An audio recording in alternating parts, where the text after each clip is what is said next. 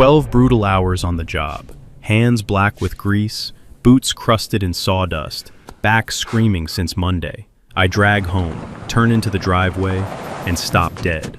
A shiny silver Lexus parked dead center in my workshop. Engine cold. No note. No driver. Worse, my gate lock swapped. With hers. On my property. The driveway I graveled myself. HOA Karen, the clipboard tyrant with county connections, claimed my space like it was hers. Fined me twice for messy tools. Now this. I could have yelled, towed it, called cops. Instead, I stayed ice cold, grabbed my welder, fired it up. Sparks flew like crazy. Then I booked a flight to Hawaii. What happened to her precious Lexus? And why did I vanish for 10 days of beaches and zero drama? You'll never guess how it ended. What would you do? Weld it shut? Or something worse? Drop your take below. And where are you watching from? Texas? Cali? HOA hell. Let me back up and paint you a picture of Harrowfield Estates, because you need to understand the terrain before you understand the war. Harrowfield Estates sits about 40 minutes outside of Columbus, Ohio, one of those planned developments from the early 2000s, where all the houses have the same 3 shades of vinyl siding and the same sad little maples in the front yard that never quite grew into real trees. The streets have names like Cobblestone Crossing and Heritage Run, which is deeply ironic because there's nothing cobbled and nothing historic about any of it. But the lots are generous, the property taxes are reasonable, and when my wife Darlene and I bought our place back in 2009, it felt like we'd finally made it. I'm Garrett Pruitt. I'm 53 years old. I spent 22 years as a union pipe fitter before a knee injury slowed me down enough that I transitioned into running my own mobile welding and fabrication business out of a detached workshop on my property. The workshop is a 1,400 square foot steel frame structure I designed and built myself, with help from my father, Dale Pruitt, who spent 40 years as a union ironworker before his heart gave out in the winter of 2019. Every beam in that building has a story. The concrete floor still has a dent where Dad dropped a come-along chain one July afternoon, and we both laughed until we cried. That building is not a shed. It is not a garage. It is a place of work and memory, and it is legally classified as an accessory structure on a commercial use lot, a detail that will matter enormously later. The workshop sits behind our house, accessed by a private gravel drive that runs along the south side of the property. We have a gate at the road. The gate has a lock. We gave the code to exactly 3 people: Darlene, our neighbor Bud Federolf, and my business partner, Clyde Harshaw. The gate was, theoretically, secure. Enter Beverly Drummond. Beverly moved into Harrowfield Estates in the spring of 2021, purchasing the largest corner lot on the street, a fact she mentioned within approximately 45 seconds of introducing herself at the neighborhood 4th of July gathering that year. She was dressed for a garden party in what Darlene described as a linen blazer that had never met a wrinkle, and she spent most of the cookout making small, precise comments about the height of other people's hedges. Beverly was a retired insurance executive turned full-time HOA enthusiast.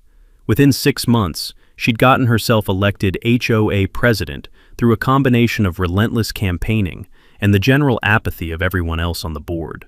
She sent her first violation notice to a neighbor for having a basketball hoop visible from the street. Her second notice went to an elderly widow named Gloria Tews for parking her adult son's pickup in her own driveway, in excess of 72 consecutive hours, a rule that, prior to Beverly's tenure, nobody had enforced in 15 years. The air at Harrowfield always had that mild suburban smell: cut grass, charcoal smoke, the faint chemical bite of someone's lawn treatment drifting on the breeze. After Beverly arrived, there was a new undertone to it, something tighter, something that smelled, faintly, like fear. The first time Beverly came after me, it was over a propane tank stored legally on my property, within code, behind a fence, in a manner consistent with the way I'd been storing it for 9 years. She photographed it through a gap in my fence and filed a formal complaint. I responded with the county permit, the state code citation, and a 3-paragraph letter from my attorney. She backed off. I thought that was the end of it. I was wrong. The thing about people like Beverly Drummond is that they don't actually want to win any specific fight. They want to win the war of your attention. They want you tired. They want you reactive. And the moment you stop paying attention, that's when they make their move. Mine came on a Thursday in March, when I pulled up my gravel drive after a long day cutting pipe flanges for a municipal water project, and found that silver Lexus sitting in the middle of my workshop floor like it had always lived there. The gate code had been changed, the lock had been replaced, and taped to my workshop door, was a printout of an HOA resolution declaring my private drive a community access easement. I read it twice. Then I called Clyde. Then I called my attorney, a sharp-minded woman named Rosalind Fitch. And then I went inside, sat down at the kitchen table, and started making a list. Let me tell you about that HOA resolution, because it was either the most audacious piece of paper I'd ever seen in my life, or I was losing my mind. And I've been tested for that, so I ruled it out.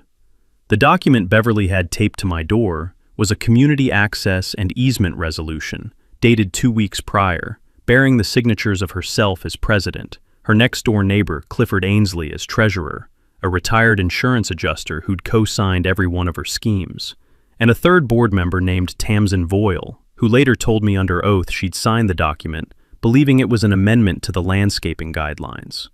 The resolution claimed that the gravel drive running along the south side of my property, which I had graded, graveled, and maintained entirely at my own expense, constituted a historic pedestrian and vehicle corridor that the HOA now had the right to designate as a shared easement. There were 3 spectacular problems with this. First, the drive didn't exist until 2014, which is not historic by any definition I'm aware of. Second, the original HOA covenants contained a specific clause, buried in Appendix C, Section 4, Paragraph 7, which I will be quoting from memory from this point forward, stating that no easement over private property could be created without the written, notarized consent of the affected property owner. Third, my property was zoned as a residential lot with a permitted commercial accessory structure, which put any dispute over that structure's access under county commercial zoning ordinance jurisdiction, not HOA authority. Rosalind read the resolution and made a sound I can only describe as a quiet, satisfied exhale. The sound of an attorney who has just been handed the easiest case of their quarter. But here's the thing. Even with a bad resolution, Beverly had a car in my workshop and a replaced lock on my gate.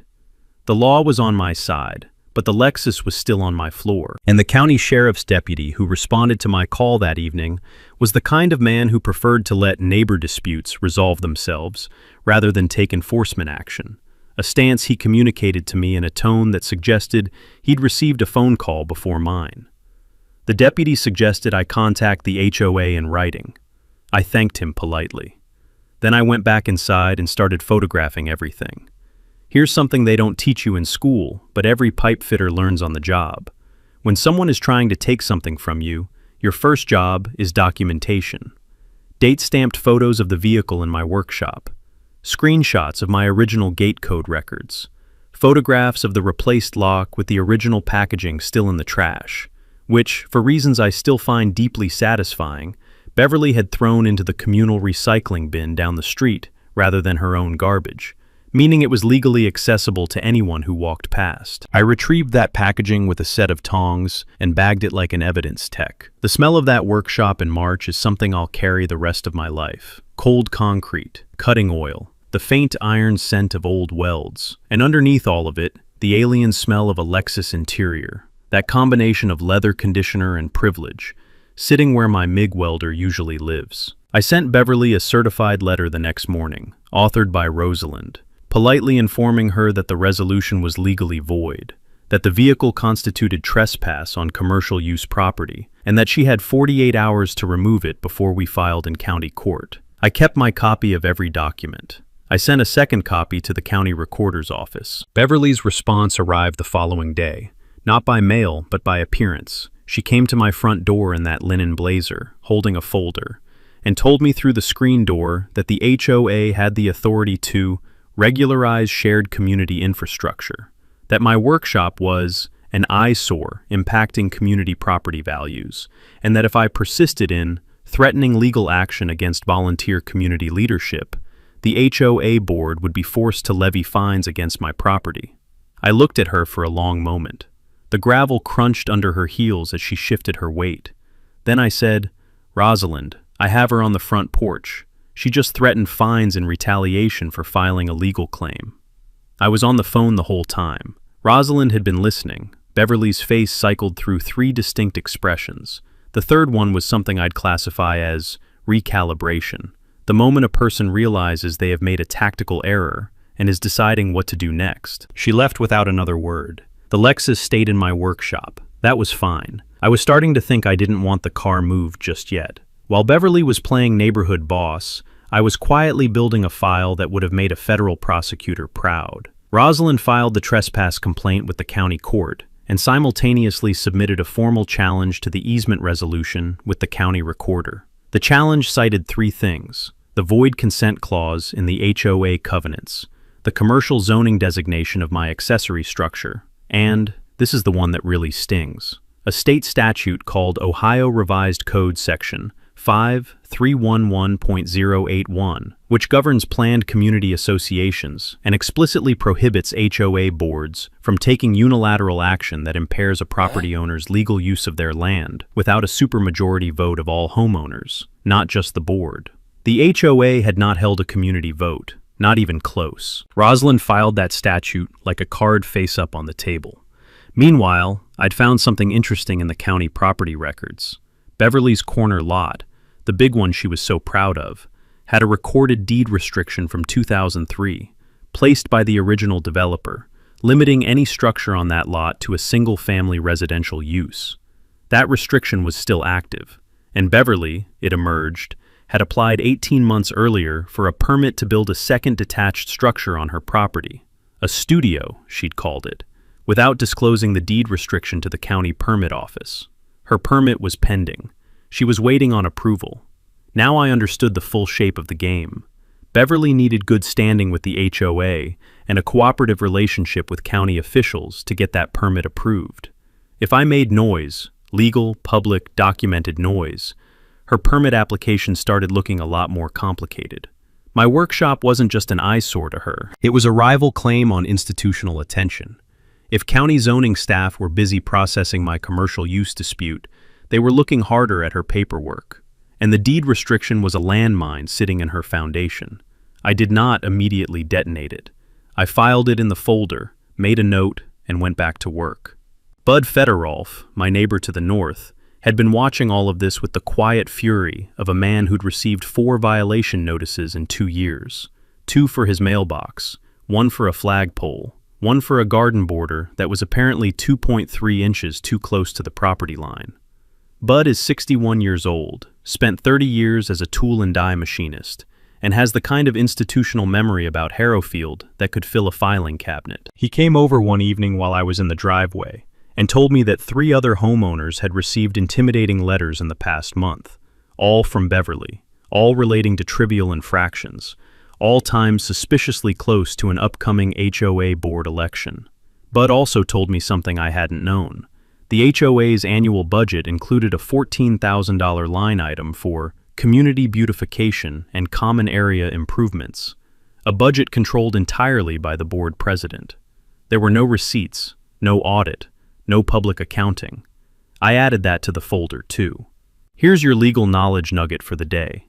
Ohio law requires HOAs with annual dues above a certain threshold to provide a financial statement to any homeowner upon written request within 10 days. The technical term is a reserve study and financial disclosure, and if the HOA fails to produce it, they can be compelled by court order. I sent that written request the next morning, certified mail, return receipt requested. 2 days after that, Beverly made her second escalation. She filed a formal HOA complaint against my workshop, citing commercial operation in a residential community as a covenant violation. The complaint included photographs taken through my fence, which meant she'd been standing on the fence berm, and a demand that I cease all business operations immediately or face $250 per day fines. I want to be really precise about the timing here because it matters. Beverly filed that complaint on a Wednesday. On that same Wednesday, a county code enforcement officer named Walt Dempsey showed up at my gate, unannounced, uninvited, and told me he'd received a tip about unpermitted commercial activity on my property. I had every permit. I showed them to Walt on my phone while standing in the gravel drive, the gate still closed between us. The smell of fresh gravel dust was sharp and clean in the cold afternoon air. Walt looked at the permits, looked at my property, looked back at the permits and said, with the energy of a man who very much did not want to be there, "Looks like you're all in order." He left. I photographed his truck as it drove away and noted the time. Beverly had friends in the code enforcement office. That was new information. I put it in the folder. The HOA board meeting in April was held in the rec center of Harrowfield's amenity building, a beige carpeted room that smelled of stale coffee and decades of bureaucratic resignation. Folding chairs, fluorescent lights, a folding table at the front where Beverly sat like she was presiding over a Senate hearing. I brought Rosalind. I also brought Bud and our neighbor Gloria Tews and a retired school teacher named Harlan Boggs, who'd lived in Harrowfield since 2004 and had a memory like a steel trap and an absolute burning hatred of injustice that had only intensified in his 70 years on Earth. Beverly called the meeting to order with the quiet confidence of someone who had never been seriously challenged in her own living room. She ran through the agenda items with practiced efficiency: landscaping schedules, pool opening dates, an update on the beautification fund. Then she reached agenda item 6, accessory structure commercial use violations, property at 14 Cobblestone Crossing. She said my address the way a prosecutor reads an indictment. I raised my hand. Rosalind stood up beside me and identified herself as counsel for the property owner, and formally notified the board that any punitive action taken against my property pursuant to the void easement resolution or the commercially operating complaint would constitute retaliatory enforcement prohibited under Ohio Revised Code and would be met with a civil suit against the HOA, the board president in her individual capacity, and Clifford Ainsley in his individual capacity. Clifford Ainsley went a particular shade of gray that I found aesthetically satisfying. Then Rosalind handed each board member a copy of the financial disclosure demand letter and formally requested on the record that the board explain the disposition of the $14,000 beautification fund. The room went quiet enough that you could hear the fluorescent lights humming. Beverly said the financial matters were not on the agenda for this evening. Rosalind said that was fine, and that the 10-day statutory response window had begun the day the certified letter was received, and that we would look forward to receiving the documentation. I said nothing. I sat with my hands folded and watched Beverly recalibrate. She moved to adjourn the meeting early. Harlan Boggs invoked his right as a homeowner to raise new business and spent 4 minutes calmly reading from a list of 12 HOA decisions made in the previous 18 months that he believed had been taken without proper supermajority authorization. He read them slowly from a printed sheet with the unhurried confidence of a man who had spent 30 years teaching AP American history and knew exactly how to hold a room. The meeting ended 15 minutes early. 3 homeowners came up to us in the parking lot afterward, then 2 more. Then a woman named Patrice Dunmore, who had been renting her lot from an out-of-state owner for 6 years, and told us Beverly had threatened her with eviction-related complaints if she didn't support the board's agenda. That was, legally speaking, something very close to extortion. I put Patrice's name in the folder. Now, at some point during all of this, someone had gotten into my workshop a second time. I know the date because of my security camera timestamps, 11:47 p.m. on a Tuesday, and I know the access was through the back service door, which had a different lock from the main door, and which I had not yet upgraded. Nothing was taken, but things had been moved. A toolbox was in a slightly different position. A stack of fabrication drawings on my workbench had been rifled through. I don't know what they were looking for. I have a theory. My commercial permits, my business registration, my welding certifications, any document that might reveal a gap, an expired license, a lapse in insurance, something Beverly could use to make the county's interest in my property legitimate rather than manufactured. They didn't find anything because there wasn't anything to find. But the intrusion itself was now on camera, and the camera timestamp corresponded to a gap in Beverly's home security footage, which her system automatically uploaded to a cloud server accessible by the HOA management company, whose login credentials I had obtained, legally, through a separate records request, and which I had used for nothing other than to note that the footage gap existed and log the timestamp in my notes. I updated the folder. I changed the lock on the service door, and then I had a long phone call with Rosalind, who told me something that changed everything. She'd pulled the county records on Beverly's pending permit application, and buried in the submittal documents was an attached survey. And the survey showed that Beverly's proposed studio structure was going to encroach by approximately 4 feet onto a recorded drainage easement belonging to the county. The permit was doomed. Beverly just didn't know it yet, but I did. And I started to think about timing. Here's where the story turns. Rosalind called me on a Friday afternoon while I was running welds on a custom bracket order in the shop. The smell of flux and hot metal was thick in the air, the satisfying crackle of the arc, a kind of white noise I've worked in for 25 years. I pulled my helmet up when I saw her number. She'd found the clause. Not just any clause, the clause. The one that, in retrospect, explained everything about why Beverly had targeted my property specifically, and why she'd escalated so aggressively once I pushed back. Here's what Rosalind found.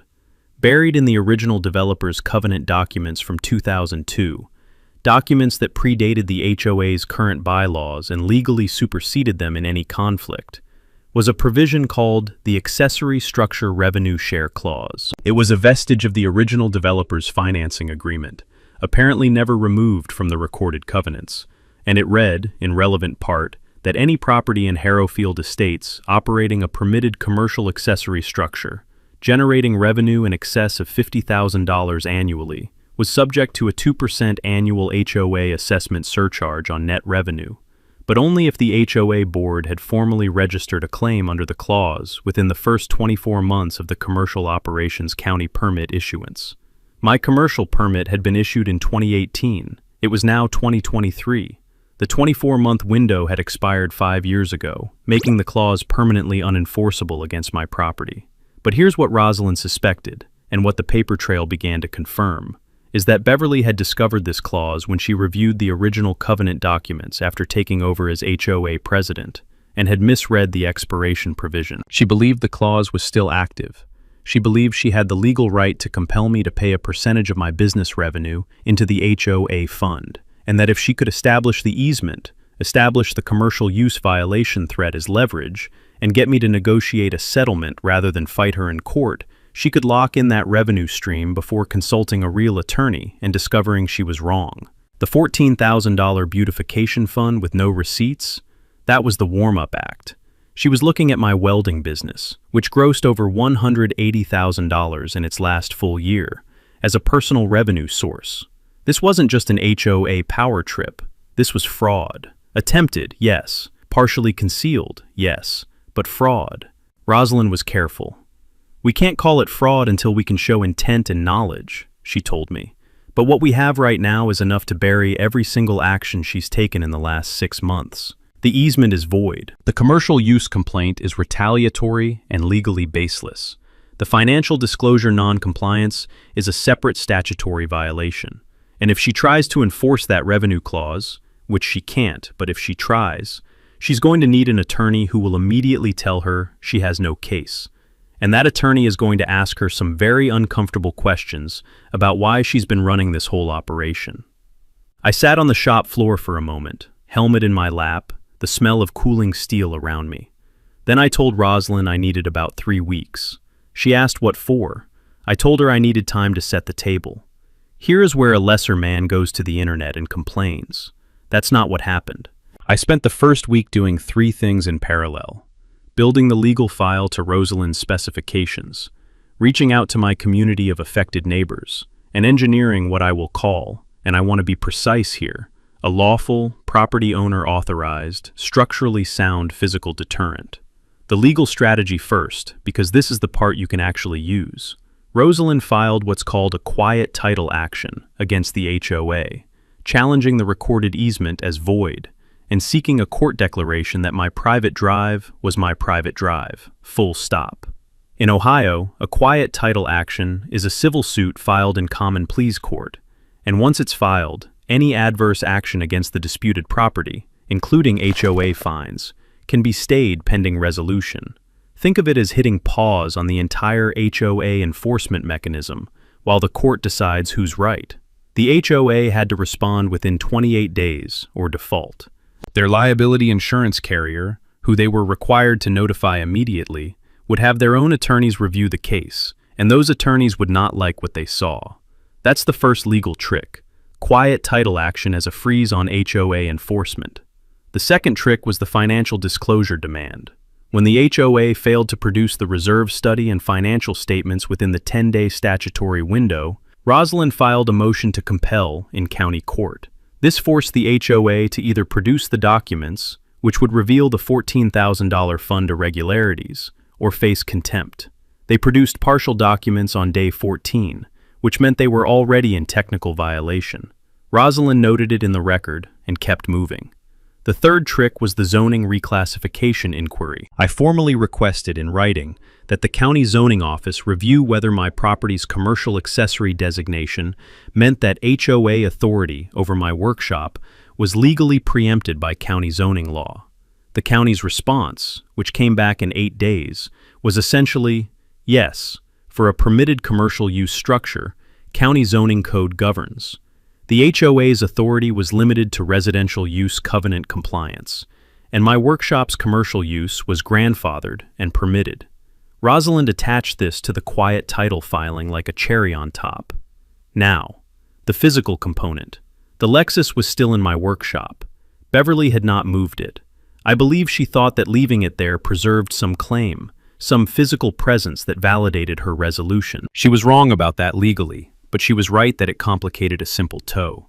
Because the moment I towed it, she could argue I'd interfered with HOA property, and while she'd ultimately lose, it would create noise and delay. So instead of towing it, I did something that was completely within my rights as a property owner, completely consistent with my licensed trade, and completely irreversible without heavy equipment. I framed it in. Working at night, over 2 weekends, I welded a steel frame around the interior of the main workshop door, not blocking the car itself, not damaging it, not touching it in any way, but installing a structural reinforcement to the door frame that rendered the main doors non-operable from the outside without a cutting torch. I documented every inch of work with time-stamped photos. I pulled the relevant building permit for the modification. The structure was sound, legal, and entirely within my authority as the property owner, undertaking improvements to his own building. The car was not damaged. The car was not blocked. The car was simply present in a building whose door configuration had been modified in a manner that made rolling it out somewhat more complicated than rolling it in had been. I also installed 4 new security cameras with 24-hour cloud backup, upgraded both door locks to commercial-grade deadbolts, and added a motion-activated exterior light array that would illuminate the gravel drive like a stadium at any hour of the night. Clyde helped with the camera runs. Bud brought food both nights. His wife makes a smoked sausage and potato soup that I would genuinely trade small legal victories for. Harlan Boggs showed up on the second Saturday with a thermos of coffee and spent 4 hours helping me organize and scan every document in the legal file. Gloria Tews drafted a community letter signed by 9 homeowners, requesting an emergency HOA membership meeting to review board governance. By the end of the second weekend, the file was complete. The welds were solid. The plane tickets were purchased. Darlene had packed her bag and was smiling for the first time in 6 months. I left Rosalind with power of attorney for any court appearances during the following 2 weeks, loaded a weather-sealed copy of the complete legal file in the court's e-filing system, and drove to the airport. I posted one photo to the neighborhood Facebook group before boarding. It was a picture of my workshop's exterior, welded door clearly visible, taken in the golden hour light of early evening, with the caption, "Workshop upgrades complete. I'll be back in 2 weeks. Don't touch my stuff." I put my phone in airplane mode. The plane lifted off. I ordered a drink. I want to say Hawaii was entirely peaceful. It was mostly peaceful. My phone, when I turned it back on at designated intervals, was a carnival. Beverly's first move, within 36 hours of my post, was to call an emergency board meeting and vote to begin fining me $250 per day for unauthorized structural modification to an accessory structure, the welded door frame. This was an interesting choice because, first, I had a permit for the modification. Second, the quiet title action had placed a stay on adverse enforcement actions pending court review. And third, By characterizing the door modification as an HOA violation, Beverly had officially acknowledged that the car was inside the structure, which meant she'd officially acknowledged that a vehicle she was associated with was parked in my locked, privately owned, commercially designated workshop. Rosalind received the violation notice, replied with a 3-paragraph letter citing the court stay, and forwarded copies to the HOA's insurance carrier with a note that the board was taking enforcement action in violation of an active court proceeding. The HOA's insurance carrier called Beverly the same day. I know this because Clifford Ainsley, whose nerve had been deteriorating steadily since the April board meeting, called Bud from his personal cell phone and told him, in what I can only describe as a loyalty breaking under pressure, that the carrier's attorney had told Beverly she needed to cease all enforcement activity against my property immediately, and that if she did not, the carrier would consider withdrawing coverage. Clifford also told Bud something else, that Beverly had used $6,400 from the beautification fund to pay a private attorney, one not affiliated with the HOA's insurance-provided counsel, to draft additional enforcement documents against my property. This was a misappropriation of HOA funds for a personal legal dispute. Clifford had signed the check authorizing the expenditure and was, as of the phone call, in a state of what I would characterize as preemptive regret. Bud recorded the call. He had Clifford's consent to do so. He'd asked at the start, and Clifford had said yes, perhaps not fully processing the implications. Back in Hawaii, I was snorkeling above a coral reef when Darlene tapped me on the shoulder and pointed to a hawksbill turtle drifting past about 8 feet below us. We watched it for a long time. The reef smelled like salt and alive things, and nothing that had anything to do with Harrowfield Estates, Ohio.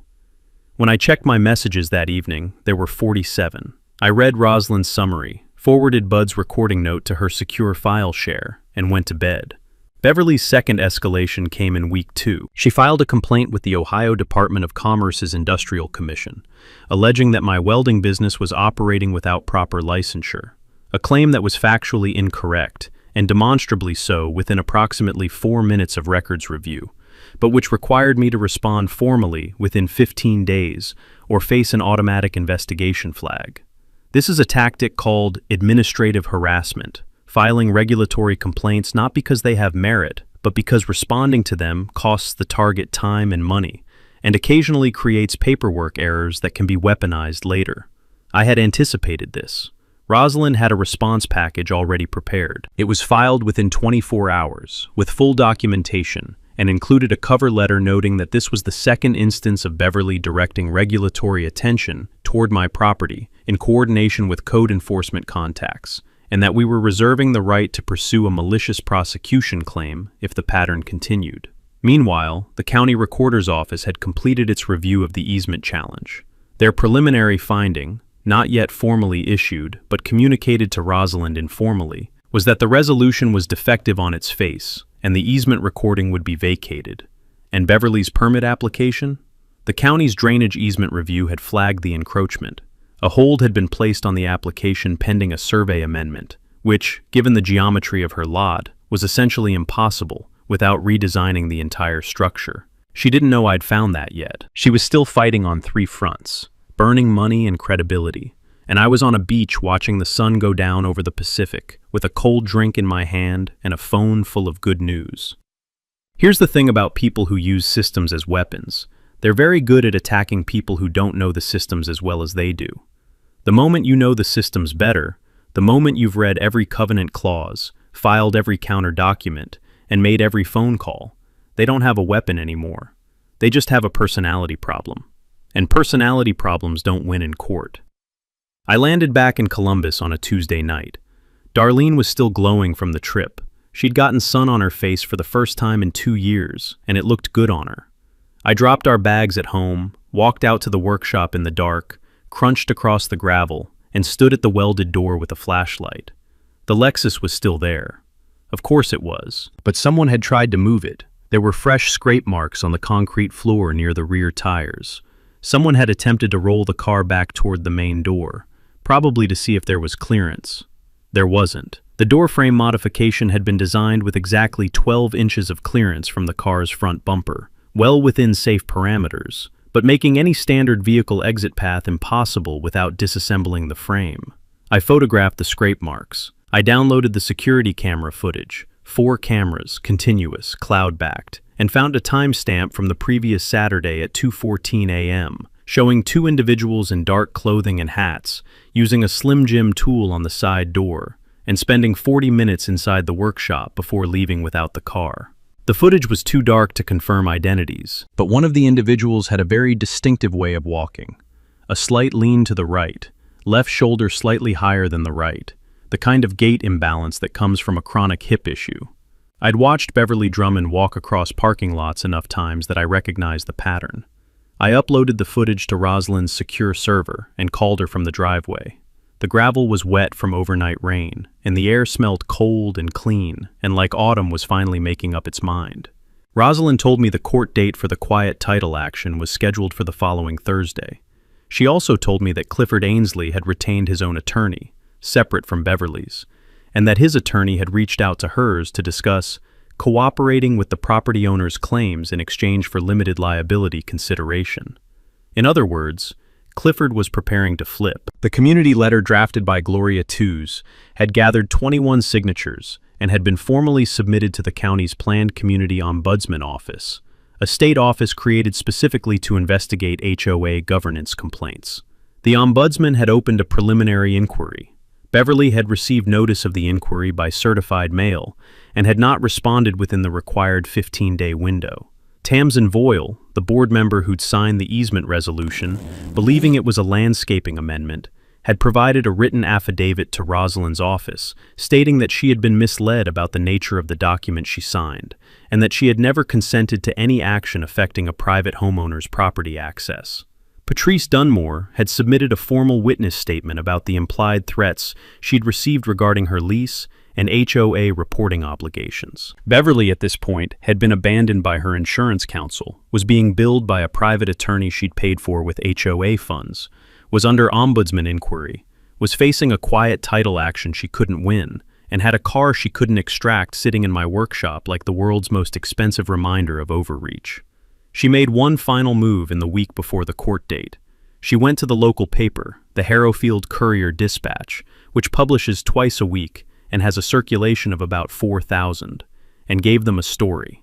She framed it as a neighborhood dispute over rogue commercial operators in residential communities, and positioned herself as a community advocate protecting property values. The story ran on a Wednesday, above the fold, with a photo of her standing in front of the HOA sign looking purposeful. She did not know that the reporter who wrote the story, a young woman named Cassidy Bellamy, who covered local government and had been tracking the ombudsman inquiry, had already requested all of the public court filings from the quiet title action and financial disclosure proceeding.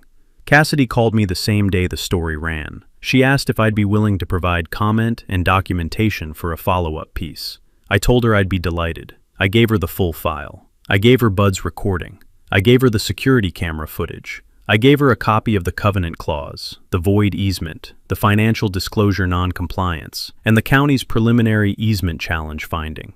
Cassidy is a good reporter. She spent 4 days verifying everything independently. Her follow-up ran the following Tuesday, the day before the court date, and it ran with a headline that I will remember until I die. HOA president used community fund to fight private legal battle, records show. The county common pleas courtroom on that Thursday morning was fuller than anyone expected for a quiet title action. Court proceedings like this are usually attended by the attorneys, the parties, maybe a handful of interested neighbors. This one had 23 homeowners from Harrowfield Estates, a representative from the county ombudsman office, Cassidy Bellamy with a notepad, and, because the Courier-Dispatch story had been picked up by the Columbus Metro desk, a reporter from the Dispatch with a camera bag. Clifford Ainsley was there. He sat on the opposite side of the gallery from Beverly, with his own attorney, and did not make eye contact with anyone. Rosalind had prepared for about 20 minutes of oral argument. She got approximately 7. The judge, a no-nonsense woman named the Honorable Patricia Gale, who had been presiding over Franklin County Common Pleas matters for 16 years, and had the demeanor of someone who had permanently run out of patience for preventable problems, reviewed the filing, looked at the HOA's non-appearance. Their insurance counsel had formally withdrawn. Their private attorney had sent a letter requesting a continuance that Judge Gale denied, and began asking questions. The questions were not friendly. By the 9th question, it was clear that Judge Gale had read every document in the filing and had formed opinions about them. She asked the HOA's remaining representative, a nervous young paralegal sent by the private attorney to request the continuance in person, whether the HOA had any evidence that the easement resolution had been submitted to a homeowner's supermajority vote as required by state statute. The paralegal said he wasn't authorized to speak to the merits of the case. Judge Gale said that was unfortunate because she was going to rule on them anyway. She vacated the easement recording. She declared my private drive exclusively private. She issued an injunction prohibiting the HOA from taking any enforcement action against my property, pending a full governance review. She referred the financial disclosure non-compliance to the county attorney's office for civil investigation, and she noted, on the record, that the board's pattern of conduct, documented in the filing, was consistent with retaliatory enforcement prohibited under state statute, the specific provisions of which I need not enumerate here, as counsel for the property owner has done so exhaustively. Rosalind allowed herself a very small smile. Now, the workshop. After court, I drove back to the shop with Bud, Clyde, and Harlan, and a mobile welding rig on Clyde's trailer. We used a cutting torch to remove the welded door frame reinforcement, a process that took about 40 minutes and filled the driveway with the sharp, clean smell of hot steel and the satisfying sound of metal separating cleanly. And then, Clyde hooked the Lexus to a flatbed tow truck he'd arranged. I had contacted Beverly's attorney that morning with formal notice that the vehicle would be removed from my property at 2 p.m., pursuant to the court's injunction and pursuant to Ohio tow and storage law, and that storage and removal fees had been accumulating at the commercial rate since the day of first trespass. The Lexus was towed to a licensed storage facility. The fee invoice, calculated at commercial storage rates for the weeks the car had been present, totaled $3,847. Under Ohio law, when a vehicle is towed from private property for unauthorized parking, the vehicle owner is liable for all towing and storage fees before the vehicle can be released. Beverly could pay the bill and get her car, or she could dispute it in court and face the judge who had just ruled against her on every single point. She paid the bill. Her attorney confirmed this to Rosalind the following morning, in a tone that suggested the attorney was also billing her for the call and looking forward to the end of the engagement. The moment the tow truck cleared my driveway, Bud opened a cooler he'd had waiting in his truck and handed out cold drinks to everyone present. Gloria Tews had brought a sheet cake. Harlan had brought lawn chairs. Patrice Dunmore came over from down the street. Even Tamsin Voyle showed up, still embarrassed but present, and that matters. We stood in the gravel driveway in the afternoon light, the workshop doors wide open behind us, the smell of fall air mixing with the last warm breath of the season, and somebody made a toast. I don't remember the exact words. I remember the sound of it, the particular quality of laughter that only happens when a group of people who have been holding their breath for a long time finally breathe out. Cassidy Bellamy photographed the cake. It ran in the paper. The caption said, "Neighbors gather to celebrate court ruling in Harrowfield property dispute." Here's what happened to everyone in the months that followed. Beverly Drummond resigned from the HOA board 2 weeks after the court ruling, in a letter that described her departure as a personal decision to pursue other community interests, a sentence that performed remarkable emotional labor given the circumstances. The county attorney's civil investigation into the beautification fund irregularities is ongoing as of this telling. Her permit application was formally denied 6 weeks later due to the drainage easement encroachment, and she has not filed a new application. Clifford Ainsley cooperated fully with the Ombudsman inquiry. His written statement confirmed that Beverly had directed the $6,400 expenditure from the community fund over his documented objection and had threatened to implicate him in other irregularities if he refused to sign the check. He was issued a formal reprimand and required to complete a fiduciary responsibility course.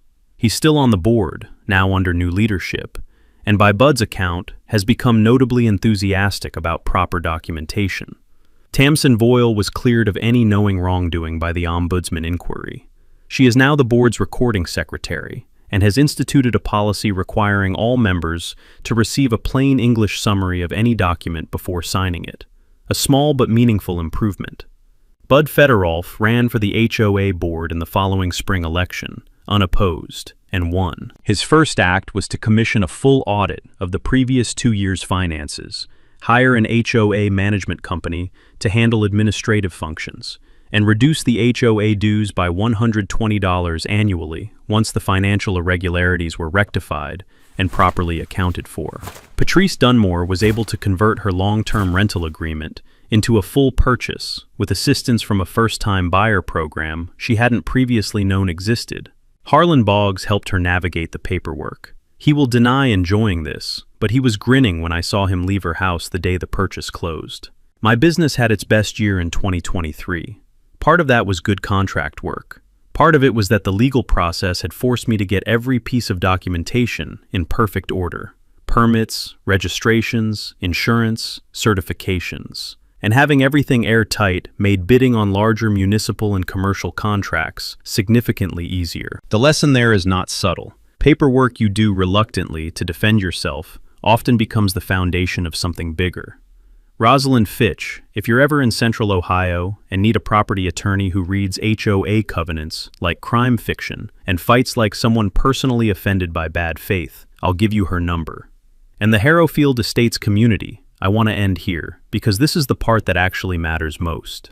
Gloria Tews, who started this whole community organizing effort with a letter and her own kitchen table, proposed using the $6,400 that was eventually recovered from the beautification fund, plus matching contributions from 14 neighbors, to establish the Harrowfield Estates Dale Pruitt Trade Skills Scholarship, named for my father, awarded annually to a graduating senior from our local high school who is pursuing a career in the skilled trades, welding, pipe fitting, electrical, HVAC, carpentry, any of it. The first scholarship was awarded last spring to a kid named Bennett who was enrolled in a welding certification program at the community college. He came to the neighborhood summer cookout to say thank you. He shook my hand and looked me in the eye, and I thought about my father dropping that come-along chain on the workshop floor, and the two of us laughing until we hurt. That building got used for something good after all.